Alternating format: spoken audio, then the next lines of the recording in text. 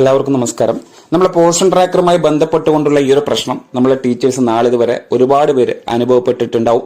ആ ഒരു പ്രശ്നം എന്താണ്, അതെങ്ങനെയാണ് പരിഹരിക്കുക എന്നുള്ളത് കൃത്യമായി ഈ സെഷനിലൂടെ മനസ്സിലാക്കാൻ സാധിക്കും. അതിന് നിങ്ങൾ ഈ വീഡിയോ അവസാനം വരെ കാണുക. നിർബന്ധമായിട്ടും ഈ പ്രവർത്തനങ്ങളൊക്കെ തന്നെ കൃത്യമായി ചെയ്താലാണ് നമുക്ക് അങ്കണവാടിയിലെ ഗുണഭോക്താക്കൾക്ക് മുടക്കം കൂടാതെയുള്ള സേവനങ്ങൾ നമുക്ക് ഉറപ്പാക്കാൻ സാധിക്കുകയുള്ളൂ. അപ്പൊ നമുക്കറിയാം, സാധാരണ ഒരു പോർഷൻ ട്രാക്കറിനകത്ത് നമ്മളെ ഗുണഭോക്താക്കളായി വരുന്ന മുഴുവൻ ആളുകളെയും ആധികാരികമായിട്ടുള്ള രേഖയുടെ അടിസ്ഥാനത്തിൽ നമ്മൾ രജിസ്റ്റർ ചെയ്യാറുണ്ട്. ഇത്തരത്തിൽ രജിസ്ട്രേഷൻ പൂർത്തിയാക്കിയ അന്ന് മുതലേ ആ ഗുണഭോക്താക്കൾക്ക് വേണ്ട എല്ലാ സേവനങ്ങളും യഥാസമയം എത്തിക്കുന്നതിനാണ് നമ്മൾ മുൻഗണന കൊടുക്കാറുള്ളത്. ഈ സാഹചര്യത്തിലാണ് പോർഷൻ ട്രാക്കറിന്റെ പ്രാധാന്യം അവിടെ ഉദിക്കുന്നത്.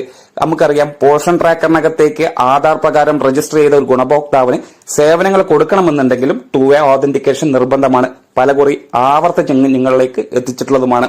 എന്നാൽ സാധാരണ പോലെ തന്നെ മുഴുവൻ ആളുകൾക്കും എല്ലാ സമയങ്ങളും THR ഉൾപ്പെടെയുള്ള കാര്യങ്ങൾ, HCM ഉൾപ്പെടെയുള്ള കാര്യങ്ങളൊക്കെ വിതരണം ചെയ്യുന്നുണ്ടെങ്കിൽ പെട്ടെന്നൊരു സുപ്രഭാതത്തിൽ നമ്മുടെ ടീച്ചർ അങ്കണവാടിയിലെത്തി അങ്കണവാടി തുറന്ന് മുന്നോട്ട് പോകുന്ന സമയം ബെനിഫിഷ്യറി ലിസ്റ്റ് ചെക്ക് ചെയ്യുമ്പോൾ എല്ലാ കാറ്റഗറിയിലും പ്രഗ്നന്റ് ആയിക്കോട്ടെ, ലാക്ടേറ്റിംഗ് ആയിക്കോട്ടെ, 0 മുതൽ 6 ആയിക്കോട്ടെ, 6-3 ആയിക്കോട്ടെ, 3-6 ആയിക്കോട്ടെ, ആ ഭാഗങ്ങളിലൊക്കെ നമ്മൾ ടീച്ചേഴ്സിന് ഒരുപാട് ഗുണഭോക്താക്കൾ ഉള്ളതാണ്. എന്നാൽ ഇന്ന് നോക്കുന്ന സമയം ഇത്തരത്തിൽ 0-0 എന്നുള്ള ഒരു കണക്കുകൾ മാത്രമേ കാണുന്നുള്ളൂ. ടീച്ചർ ആ ഒരു ബാർ ക്ലിക്ക് ചെയ്ത് അകത്തേക്ക് ചെന്ന് നോക്കിയാലും 3-6 ആളില്ല, 6-3 ആളില്ല, പ്രഗ്നന്റിൽ ആളില്ല. ടീച്ചർ ആകെ ഒരു നിമിഷം കൊണ്ട് വേർത്ത് പോകുന്ന ഒരു സാഹചര്യമുണ്ട്. കാരണം പെട്ടെന്ന് സംഭവിക്കുന്ന ഈ ഒരു കാര്യം എന്താണ് എന്നുള്ളത് കൃത്യമായി തിരിച്ചറിഞ്ഞാൽ മാത്രമാണ് നമുക്ക് മുന്നോട്ട് പോയി അങ്കണവാടി പ്രവർത്തനങ്ങൾ പൂർത്തിയാക്കാൻ സാധിക്കുകയുള്ളൂ. ആ കാരണങ്ങൾ എന്തൊക്കെയാണെന്നും അതെങ്ങനെ മറികടക്കാം എന്നുള്ളതാണ് ഈ സെഷനിലൂടെ വിവരിക്കുന്നത്. നമുക്കറിയാം, പോർഷൻ ട്രാക്കർ എന്നത് ഒരു മൊബൈൽ ആപ്ലിക്കേഷനാണ്. ഇന്റർനെറ്റിന്റെ സഹായത്തോടുകൂടെ മാത്രം പ്രവർത്തിക്കുന്ന ഒരു ആപ്ലിക്കേഷൻ ആയതുകൊണ്ട് നിർബന്ധമായിട്ടും ഇന്റർനെറ്റിന്റെ സഹായം അത്യാവശ്യമാണ്.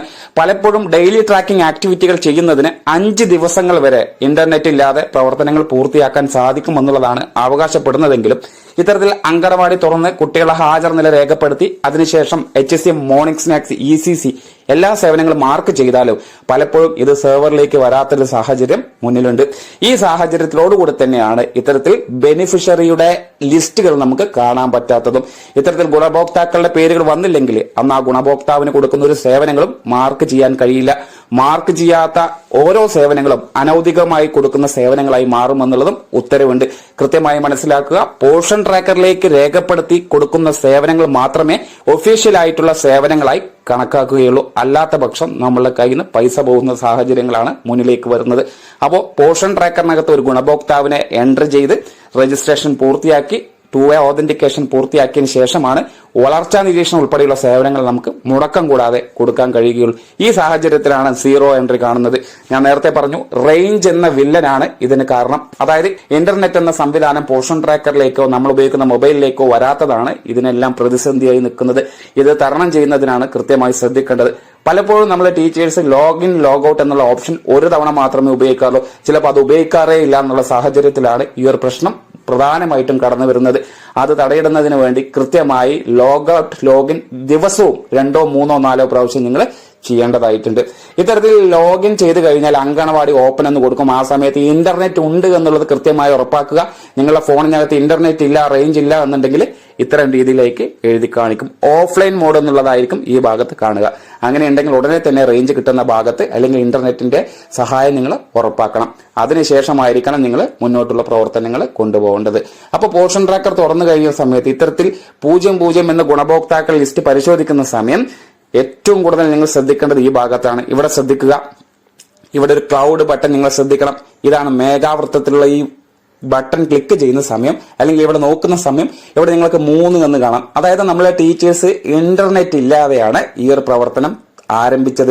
അങ്കണവാടി തുറന്നതും ഹാജർ നില രേഖപ്പെടുത്തുന്ന മറ്റു കാര്യങ്ങളൊക്കെ ഇന്റർനെറ്റ് ഇല്ലാതെ ചെയ്തത് കൊണ്ട് തന്നെയാണ് ഇവിടെ 3 എന്നുള്ള അല്ലെങ്കിൽ 4 എത്ര എണ്ണമാണോ സെർവറിലേക്ക് പോവാതെ നിങ്ങൾ ചെയ്ത ആക്ടിവിറ്റികൾ അതെല്ലാം അവിടെ പെൻഡിംഗ് ആയിട്ട് നിൽക്കുന്നത്.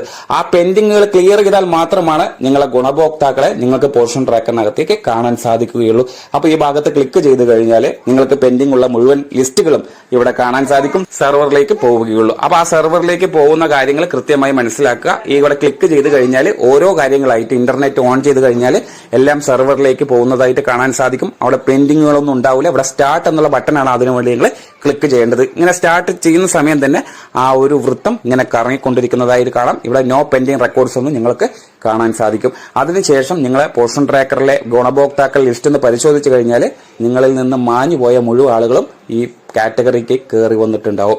അപ്പോൾ ഇന്റർനെറ്റ് എന്നുള്ള അല്ലെങ്കിൽ റേഞ്ച് എന്നുള്ള വില്ലനാണ് ഇതിനെല്ലാം കാരണം.